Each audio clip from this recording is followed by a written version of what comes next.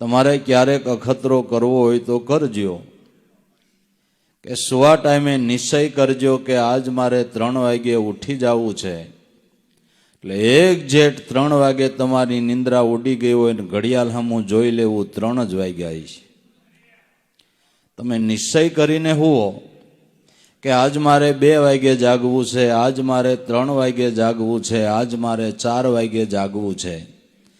આવો નિશ્ચય કરીને સાંજે હુઓ એટલે જે તમે નિશ્ચય કર્યો હોય એક્ઝેક્ટ એ ટાઈમે તમારી નિંદ્રા ઉડી જાય ને ઘડિયાળ સામે જોઈજો એટલો જ સમય થયો હોય છે. કુદરતની કાંઈ ઓછી દયા છે? એની કરુણાની વાત ન થાય. એની દયાનો પાર નથી ને આપણી બેદરકારીનો પાર નથી. નકર ઘણા એમ કે મારે જાગવું છે પણ ઉઠાતું નથી. નહીં, વાત તદ્દન ખોટી છે. વાત તદ્દન ખોટી છે.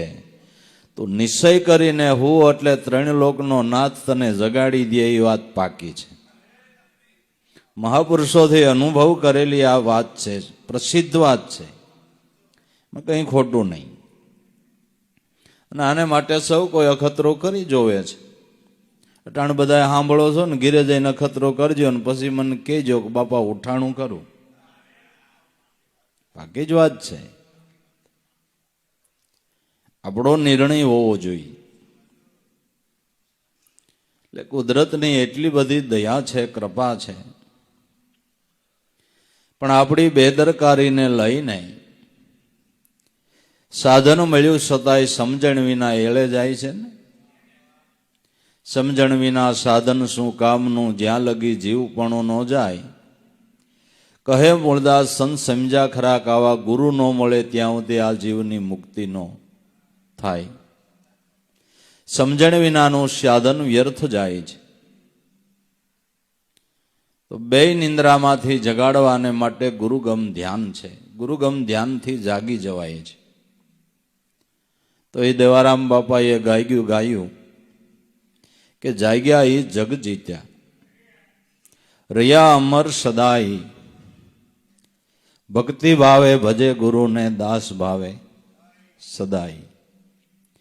જે ગુરુ વચને જાગી ગયા, આવી સમજણ લ્યો એટલે ગુરુ વચને જરૂર જગાય. જાગ્યા એ જગ જીતી ગયા. જગત શું છે?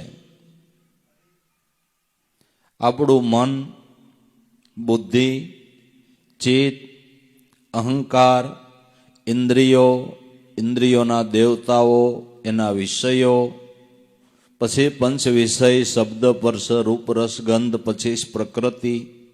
આ જગત છે. આ બધું દેહ દુનિયાનું જગત છે.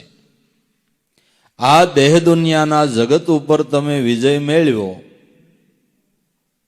એણે આ જગત ઉપર એ મેળવ્યો. મનને જીતી લીધું જેણે, પોતાના મનને, એણે આ જગને જીતી લીધું. જેણે પોતાના મન ઉપર વિજય મેળવીને